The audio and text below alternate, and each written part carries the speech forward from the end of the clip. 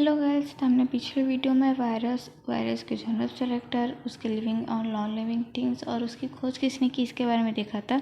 इस वीडियो में हम वायरस के कितने प्रकार होते हैं, स्ट्रक्चर ऑफ वायरस और टील मतलब टोबैको मोज़ेक वायरस के बारे में अध्ययन करेंगे। यहाँ पास मैंने गलती से सेल लिख दिया, इसको आप काट के वायरस कर लीजिएगा। चलिए स्टार्ट करते हैं आज का वीडियो कि जो संरचना एवं आनुवंशिक पदार्थ के आधार पर विषाणु निम्न 3 प्रकार के होते हैं। सबसे पहले जो है वायरस, वो प्लांट वायरस है। तो वे विषाणु जो पादप पे आक्रमण करते हैं, मतलब जो पादप पे आक्रमण कर उनमें रोग उत्पन्न करते हैं, उनको इफेक्ट करते हैं, उन्हें प्लांट वायरस कहा जाता है। तथा इनमें आनुवंशिक पदार्थ होता है, आरएनए पाया जाता है। उसके बाद जो एनिमल वायरस होता है, वे विषाणु जो जंतुओं पर आक्रमण करता है तो उन्हें इन्फेक्ट करते हैं रोगों से, उन्हें एनिमल वायरस कहा जाता है। तथा इनमें आनुवंशिक पदार्थ जो होता है डीएनए पाया जाता है। उसके बाद फिर होता है बैक्टीरियोफेज। वे विषाणु जो जीवाणुओं पर आक्रमण करते हैं तथा उनका भक्षण करते हैं, उन्हें बैक्टीरियोफेज कहा जाता है। इनमें आनुवंशिक पदार्थ जो होता है डीएनए पाया जाता है। अधिक स्ट्रक्चर ऑफ वायरस देखते हैं में मतलब वायरस का जो एक कण होता है, मतलब हमने पिछले वीडियो में देखा था कि जो वायरस होता है बहुत से कणों से मिलकर बना होता है, मतलब बहुत से मिलकर बना होता है। तो वो जो एकलक होता है उसे हमने देखा था कि विरियॉन कहा जाता है। और ये जो विरियॉन होते हैं एक कोशिका से दूसरी कोशिका में जाने में सहायक होती है, इसलिए इसे वायरस के आधारभूत इकाई भी कहा जाता है। तो जो वायरस का एक कण होता है उसे विरियॉन कहा जाता है, अर्थात इनके स्वतंत्र कण को विरियॉन कहते हैं। जब हम एक वायरस को देखेंगे, उसके एक कण को बस देखेंगे, वायरस के एक कण को, तो उसमें विरियॉन पाया जाता है। विरियॉन मुख्य दो भागों में बटा होता है। एक होता है कैप्सिड और एक होता है न्यूक्लिकम। इसको देख के जल्दी समझेंगे। ये जो है टोबैको मोज़ेक वायरस का मतलब स्ट्रक्चर है, ये मतलब ऊपरी भाग में न्यूक्लिक एसिड पाया जाता है। ये जो न्यूक्लिक एसिड होता है ये जो आरएनए होता है, क्योंकि हमने अभी देखा कि जो प्लांट वायरस होते हैं उनमें आरएनए पाया जाता है और जो एनिमल वायरस होते हैं उनमें डीएनए और जो बैक्टीरियोफेज होते हैं उनमें भी डीएनए। इसको याद रखिएगा आप लोग, क्योंकि पेपर के टाइम में ये बहुत चीज़ कंफ्यूजन करता है।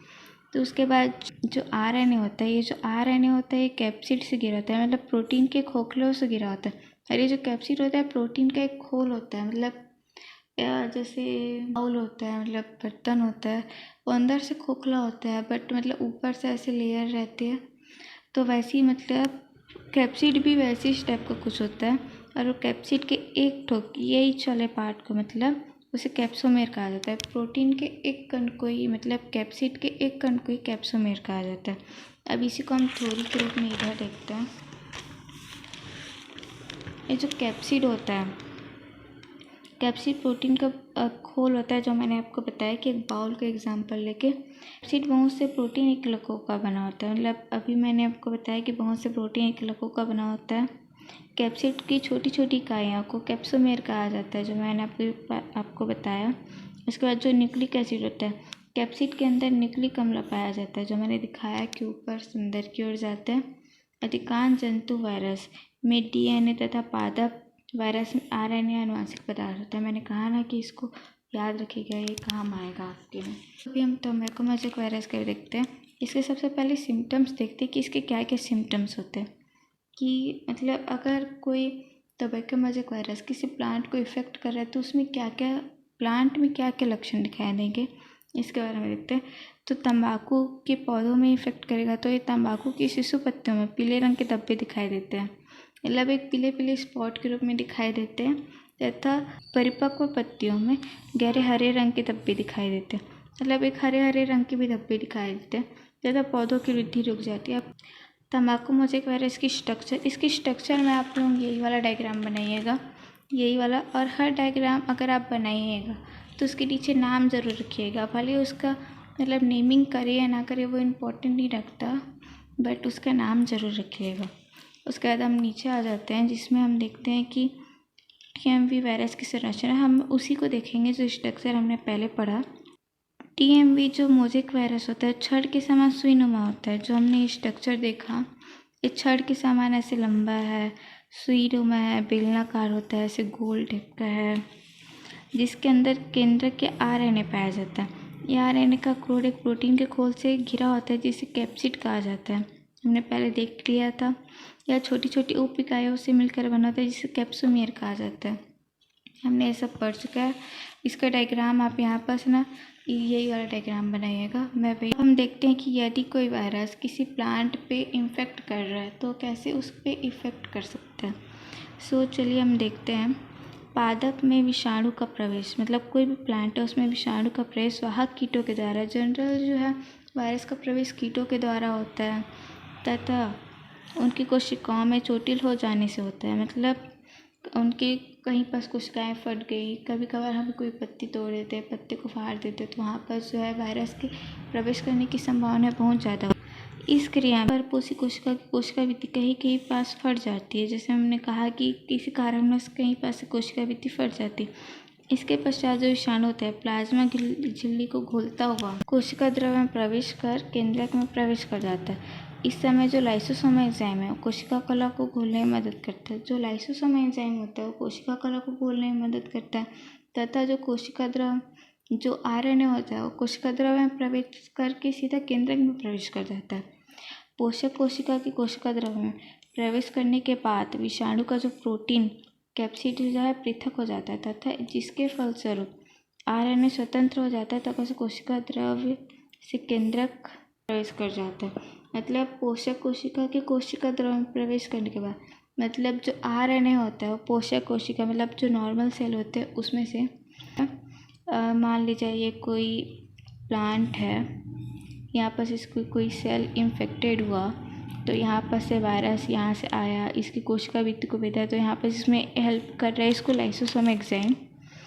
इसमें जो प्रोटीन का खोल है वो यहाँ पास अलग हो जाता है और जो प्रोटीन का खोल है इसका निर्माण यहाँ पर जो साइटोप्लाज्म होता है सेल का साइटोप्लाज्म उसमें होता है और जिसका आरएनए होता है वो सीधा केंद्रक में प्रवेश कर जाता है और केंद्रक में प्रवेश करके वहाँ पास वह अपनी संख्या को बढ़ाने लगता है और अपनी संख्या को बढ़ाने के बाद मतलब उसकी पैकिंग होती है जो होती है सेल में होती है। तो मतलब अब आरएनए का निर्माण करना है तो आरएनए का निर्माण डायरेक्टली तो नहीं हो जाएगा, इसलिए उसके लिए डीएनए का निर्माण पहले होता है। तो इसको हम देखते हैं कि केंद्रक के अंदर पुनरावृत्ति के कारण पहले डीएनए का निर्माण होता है, डीएनए के बाद आरएनए का निर्माण होता है। इस प्रकार सैकड़ों विषाणु आरएनए का निर्माण हो जाता है। इस समय केंद्रिका द्वारा प्रोटीन कैप्सिड का निर्माण, मैंने कहा कि प्रोटीन कैप्सिड का निर्माण साइटोप्लाज्म होता है और जब बहुत सारे डीएनए बनते हैं, डीएनए के बाद आरएनए बनते हैं और उसके बाद मतलब उसकी अब आरएनए बनने के बाद जितनी गुणन कर सकते हैं तो उतनी गुणन करते हैं। उसके बाद उनको बाहर निकलना है, अपने शरीर को टोटली तरीके से बनाना है तो वो साइटोप्लाज्म से होते हुए तो बाहर निकलेंगे तो वहाँ पास वो अपने कैप्सिड से जुड़ जाते हैं, अपने अपने लिए कैप्सिड, और जो साइटोप्लाज्म होता है कैप्सिड का निर्माण करते जाता है और वहाँ से मतलब आगे चल देते हैं, मतलब निर्माण करके दूसरी कोशिकाओं या दूसरी पत्ती को इन्फेक्टेड करने के लिए चल जाते हैं। इसके बाद हम देखते हैं कि यदि कोई प्लांट इन्फेक्टेड है वायरस से तो उनमें क्या क्या लक्षण प्रदर्शित होंगे। तो सबसे पहले मोजेक लक्षण, विषाणु के संक्रमण द्वारा पौधों की पत्तियों का रंग हरा नहीं रह जाता, मतलब मैंने बताया कि पीले धब्बे दिखाई देते हैं, हरा हो जाता है, एकदम ज़्यादा हरा हो जाता है, डार्क हरा हो जाता है, ऐसा कुछ लक्षण दिखाई देते हैं। अर्थात पत्तियों में सफ़ेद या पीलापन लिए हुए बीच बीच में धब्बे दिखाई देते हैं। यह जो लक्षण होता है मोजेक कहलाता है, जो तंबाकू तथा आलू के पौधों में पाया जाता है। तब जो पत्तियाँ होती है वो सफ़ेद और पीले रंग के स्पॉट दिखाई देते हैं। आप गूगल में सर्च मार के देखिएगा कि कैसे दिखाई देते हैं तो आपको जल्दी समझ में आएगा। उसके बाद चितकबरापन, वायरस ग्रस्त रोग पीले तथा सफ़ेद हल्के रंग के दिखाई देते हैं, मतलब धब्बा ही दिखाई देता है। हम फिर से वही चितकबरापन, यही लक्षण जो है चितकबरापन का होता है। योग की जो है कुरूपता, कुछ पौधों में वायरस आक्रमण के कारण उनकी पत्तियों में कुरूप आ जाती है और वो चमड़े के समान लचीले दिखाई देते हैं, जैसे बताया पत्ते से कुड़ जाती है। आप गूगल में सर्च मार के देखिएगा कैसे दिखाई देती, तथा इनके किनारे कटे फटे दिखाई देने लगते हैं। पत्तियों का आकार जो होता है बहुत छोटा रह जाता है। मतलब अब नेक्स्ट इसमें पौधों का बौनापन, रोग के कारण जो है पौधों की वृद्धि रुक जाती है और वे आकार में बौने रह जाते हैं। तनों का आकार तथा फल पत्तियों का आकार भी छोटा रहता है। अब पुष्पों के लक्षण, पुष्पों का आकार जो रहता है छोटा रह जाता है, चितकबरा तथा पुष्प देखने में कुरूप हो जाते हैं तथा इनके गंध भी परिवर्तित होते हैं। मतलब कोई भी अगर फूल देखेगा तो उसकी सुंदरता देखेगा, उसकी मोहकता देखेगा, जो कितना ज़्यादा अट्रैक्ट कर सकता है हम लोग को, कितनी ज़्यादा मतलब सुगंध दे सकता है। जबकि जो वायरस से इन्फेक्टेड होते हैं वो जो फूल होते हैं वो चितकबरे होते हैं, मतलब उनकी जैसे पिंक कलर का अगर रोज़ है तो उसमें वाइट कलर के डब्बे दिखाई देंगे, येलो कलर के डब्बे दिखाई देंगे, तो कुरूप हो जाते हैं। ऐसे में मतलब अच्छे उतने दिखाई नहीं देते जो उसकी नेचुरल ब्यूटी में दिखाई देते हैं। तो उनकी गंध परिवर्तित हो जाती है, मतलब कोई गंध आती ही नहीं है तो परिवर्तित हो जाती है। उसके बाद देखते हैं पादप में मतलब विषाणु का संचरण कैसे होता है। बीजों के द्वारा। अधिकतर मोजेक विषाणु का संचरण बीजों के द्वारा। अगर मतलब वायरस इन्फेक्टेड प्लांट दिखते हैं उससे तुरंत निकाल के जला देना चाहिए, नहीं तो गाड़ देना चाहिए ज़मीन में। संपर्क द्वारा। विषाणु का संचरण रोग पौधों के से स्वस्थ पौधों के संपर्क होने से अथवा स्वस्थ पौधों रगड़ जाने से फलस्वरूप होता है। तंबाकू के मोजेक वायरस का संचरण किसानों के हाथों के द्वारा संपर्क।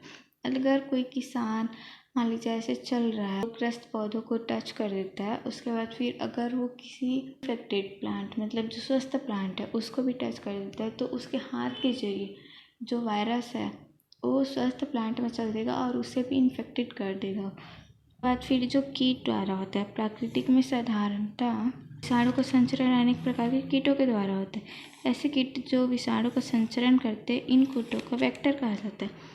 सर्वप्रथम कीट वेक्टर रोगग्रस्त पौधों को चूज करें, मतलब जो रोगग्रस्त प्लांट है उनसे अपना भोजन लेकर उनके पश्चात कीट स्वस्थ पौधे से भोजन लेते हैं तो इनके लार द्वारा विषाणु स्वस्थ पौधे के शरीर में प्रवेश कर जाता है और वे भी रोगी हो जाता है।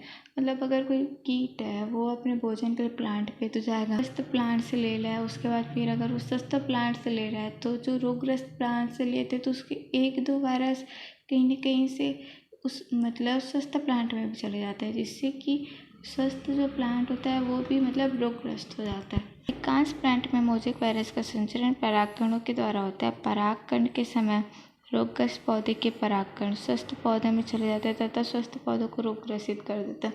मतलब परागकण मतलब फर्टिलाइजेशन होता है परागकणों के द्वारा। तो रोगग्रसित प्लांट अगर किसी कारण अगर उसके परागकण किसी स्वस्थ पौधों के ओवम मतलब किसी स्वस्थ पौधों के मतलब फीमेल भाग में चले जाते हैं तो वहाँ वो स्वस्थ पौधों को भी मतलब इन्फेक्टेड कर देते हैं। उसका ग्राफ्टिंग के द्वारा। अनेक प्रकार के पौधों में विषाणु का संचरण ग्राफ्टिंग के द्वारा होता है। जब रोगी पौधों का कलम स्वस्थ पौधों में लगाया जाता है तो विषाणु का संचरण। मान लीजिए अगर हम रोज़ का प्लांट ले रहे हैं, उसका कलम के द्वारा मतलब लगाया जाता है उसको, तो अगर कोई प्रसिद्ध रोज़ है अगर उसको हम किसी मतलब स्वस्थ प्लांट में लगा देते हैं, स्वस्थ पौधों में ऐसे ग्राफ्टिंग कर दिया जाता है तो जो है वो भी मतलब जो स्वस्थ प्लांट है वो भी वायरस संपर्क में आते ही मतलब रोगग्रसित हो जाता है। अब जो देखते हैं कि अगर कोई प्लांट ग्रसित होने से बचाना है तो उसके लिए क्या क्या करना होगा। तो सबसे पहला पॉइंट है विषाणु द्वारा रोगग्रसित पौधों को उखाड़ के फेंक देना चाहिए तथा जला देना चाहिए। जैसे मैंने बताया कि कोई भी हो प्लांट को मतलब देखते ही मतलब पता चल रहा है कि हाँ वो रोगग्रसित है तो उसको निकाल के फेंक देना चाहिए। फसल चक्रीकरण का उपयोग करना चाहिए, मतलब फसल को बार बार बदलते रहेंगे। तो जैसे मान लीजिए अभी हमने तंबाकू की खेती की, इसके बाद अगर हम फिर तंबाकू की खेती करेंगे तो जो वायरस वहाँ पास होंगे वो फिर से उस तंबाकू के प्लांट को इन्फेक्ट करेंगे, उसके साथ साथ और ज़्यादा इन्फेक्ट करेंगे क्योंकि वो फैलते हैं। इसलिए हमें फसल चक्रीकरण का उपयोग करना चाहिए। उसका रोग निरोधक किस्मों का उपयोग करना चाहिए, मतलब जो आजकल नए नए बीज बन रहे हैं, रोग निरोधक बीजें बनाई जा रही हैं।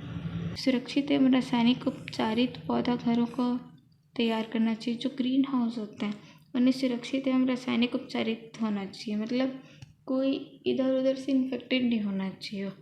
फसल रोग फैलाने वाले कीटों तथा कीटनाशकों को नष्ट कर देना चाहिए। जैसे परागकणों को लेके जा रहे हैं, वायरस को लेके जा रहे हैं, फसल को नुकसान पहुंचा रहे हैं, इन्हें मतलब कीटनाशकों के द्वारा नष्ट कर देना चाहिए।